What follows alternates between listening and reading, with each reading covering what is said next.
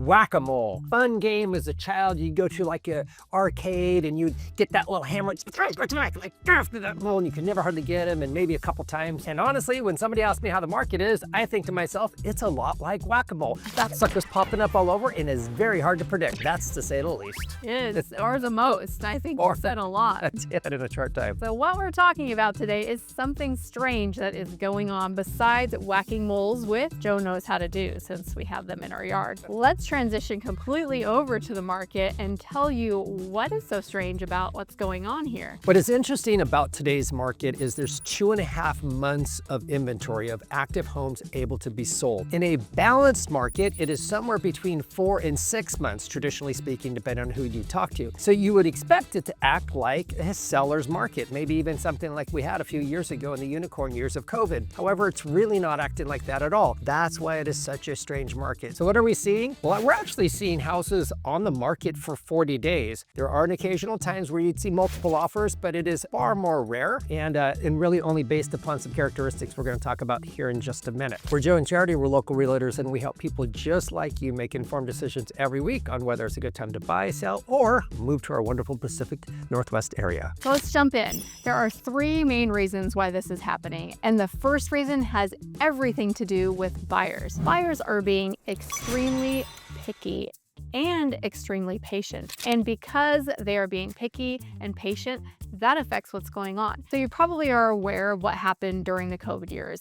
During those years, it was nuts. Everybody had a fear of missing out. They wanted to make sure that they got a house. And because every buyer had that same perspective, it caused this frenzy to happen. It's very much a psychological phenomenon. Now, to the opposite side of that, buyers are not in a hurry. So that creates a whole different environment because the 5 other buyers that have looked at the house aren't in a hurry either. It doesn't force the other buyers to be in a hurry. So because nobody's in a hurry, everybody is taking their time. Now, with this patience comes quite a few other things. One, buyers are not really interested, in the most part, in buying a house the first weekend it comes out. That is completely opposite than what we experienced a couple of years ago. They're waiting, and the reason they're waiting is because they are watching prices drop. Now, overall, our market is up 3% in the last year, but it's not looking like that to buyers because all they're doing is watching price reduction after price reduction after price reduction. And Joe's going to talk about that and how that's affecting sellers. But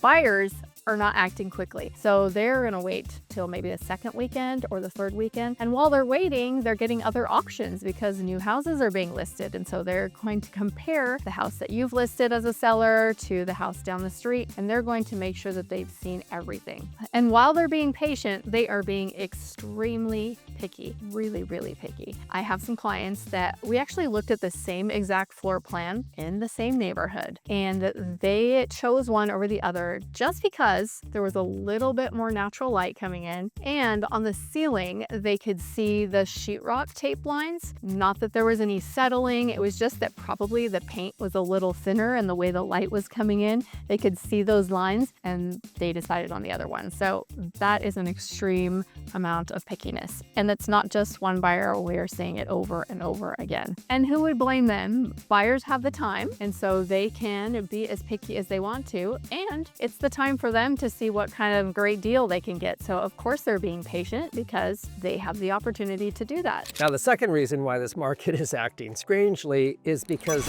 many sellers have COVID era mindset. Now, we talked about that a little bit, that there were a couple unicorn years that the market acted like a whack-a-mole back then too, but in a more predictable fashion. Right now, sellers have this in their mind that they're thinking it's going to be the same type of frenzy based upon that low inventory. So they have these expectations that, hey, we're going to put it up there, going to throw a sign in the yard, clean it up, declutter, hopefully spruce it up just a touch, and here we go, and we're off to the races. And what they're discovering when they do that is they're off to the races, and that race is a marathon, not a sprint. So that is what they're not necessarily prepared for. Part of the strategy that goes into it as well has to do with the pricing strategy that some sellers prefer to do. Now, way back when, 30 years ago, people would often price their home high. Somebody come in, offer a little bit, and they'd negotiate towards the middle. Sellers sometimes clients still hold that as a philosophy of how to get the most for their home. And unfortunately, that is the exact opposite of what it will do in today's market based upon the last 10 years of how real estate transactions really function. What we want to help and what we try to inform our sellers on is we want to price it to where we really believe it's going to sell within the first 14 days, because we have good data on what it takes to do that. And when it's priced right, well, then those homes will move quite quickly. If we price it over and above where the market is, what'll happen, like Charity mentioned, buyers will wait. They'll have to do a price reduction. Buyers will keep waiting now in the 30 days, 40 days of the market, another price reduction, and they'll end up selling it below what they could have if they would have just brought it to the market at the right price. So if you have questions about what your home might sell for in today's market, go ahead and comment below, and I'd be more than happy to give you a free CMA to let you know what it would look like to sell your home today. The third reason why the market is acting strangely is because of those interest rates. Now, you're probably thinking, yeah, that's probably the biggest one. And actually, it is. People are really paying attention to their affordability, and it matters because it has changed significantly. If you had a 3.5% interest loan, which a couple years ago you could get, and even better, and you were buying a $600,000 house, the difference between that and a 6.5% interest rate loan is $1,000 a month more expensive. So you went from $3,000 a month to $4,000 a month, and that just ends up being too much for people. So those interest rates are severely affecting people. Now, they have started to come down, and we have tools that we can help people use to get those interest rates down. Some of you may have heard of something called a 2-1 buy down, and that gives you the opportunity to buy down 2 points in your first year. So if it's 6.5, you'd be at 4.5 the first year, and then the second year would be at 5.5, and then the third year would be up to 6.5, and hopefully by then you could refinance. So even though there's tools, even though the interest rates have started coming down, it really hasn't affected the market. People are just really watching and waiting, and they're paying attention not just to the interest rates,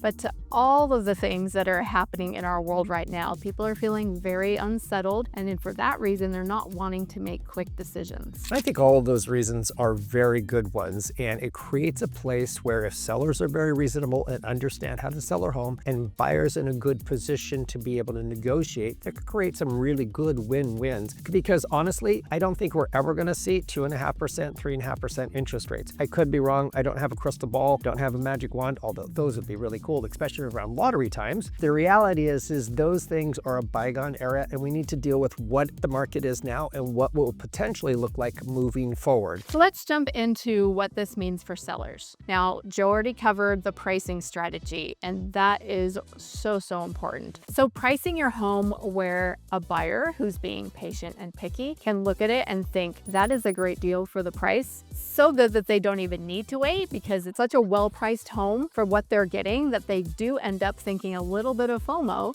and they want to act before somebody else gets the house. What we advise all of our seller clients to do is to basically pack. You are going to need to haul all your stuff away when you move, so just do it ahead of time. And buyers don't care if your garage is full. You just want to make sure there's access to all the things that the inspector will need to see. But as long as there's access to that, fill up your garage with boxes and make it look like you're at a nice Airbnb where there's nothing extra, there's just the important things. And of course, we can advise you on placement of furniture and staging and all those things. That's really important. The second thing is to clean your house. One of the most important things to buyers is how clean a house is, surprisingly. Did you know that one of the reasons why people love going to Disneyland is because it's clean? It's fun. It's the most magical place on earth, but it's clean. Also clean. So cleanliness is a huge deal. So if you don't like to do it yourself, hire somebody, get it sparkling clean. And that includes the outside and the insides. Make sure you power wash, make sure you tidy up those bushes, make sure you make it a really nice presentation for everybody to look at in photos and also when they come to the house. I have noticed when I'm out showing houses to sellers that there can be a really wonderful home and they compare it to another really wonderful home that may be even a $40,000 difference, but they lean towards those houses that don't have anything for them to do. And this does have to do with affordability because they're putting everything they can into it and they don't really have the extra money. So make sure that you take care of the things that are important important. Even the little things that make it look like the house is really well cared for. People say that when they walk through a house, they say, this house feels really well cared for. So if you don't know what that means, let us know and we will help you understand what that means. The other thing that's important for sellers is to put yourself in the shoes of the buyer so that when it comes down to negotiation, you understand what they're going to be asking for. Right now, most buyers are, even if they've seen a price reduction, they may still offer you less than that. They also probably will be asking for you to pay their closing costs. If you don't know that ahead of time, you may get frustrated, but it is the status of the market right now. And because buyers are acting slowly, they do have the opportunity to ask for those things, and you definitely want to be ready for that. Now, what does this mean for buyers? Well, buyers means you could be selective and truly get the home that you were looking for, potentially at a good value. Not always, but potentially. And that means at the price itself, we'll talk about negotiating and sometimes asking for closing costs, and also during the home inspection stage. And during that phase, if some big things, big ticket items come up, we have potentially leverage to negotiate there as well. Here's where I think it can sometimes throw deals off. We work with a lot of clients and we always want to do what our buyers are asking, but we do give them guidance that sometimes if you ask for too much, it'll actually burn the seller and they won't even want to come to negotiate back. So there's a fine line being aggressive in negotiation and actually ruining deals. But when we meet together, we'll talk through that to let you know our strategy to help you get the best value on a home that you desire that fits all of the criteria for you. Once again, we're Joe and Charity, and we have made ourselves available to you. So feel free to reach out to us on that number below, or you can jump on our calendar. You'll see that link in the description below. If this video has been helpful, then keep watching, because the next one, we are going to tell you the truth about what most real estate agents don't tell you about living in Washington.